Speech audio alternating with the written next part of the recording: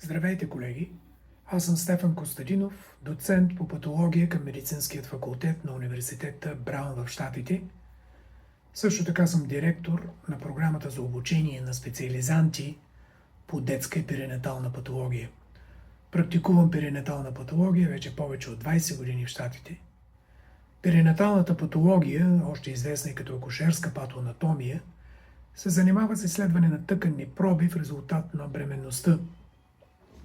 Като абортивен материал след първи и втори триместър, патологично изследване на плацентата, аутопсии на мъртвородени, също и на живородени, починали след раждане и голямата категория на гестационните трофобластни тумори, като моларна бременност, хориокарцином и така нататък. Перинаталната патология е интегрално звено в мултидисциплинарният подход за грижата на бременната и плода, новороденото, а също и за бъдещето репродуктивно здраве. С голямо удоволствие приех поканата да бъда един от лекторите на предстоящия конгрес на Българската федерация по акушерство и гинекология през октомври в София. До скоро!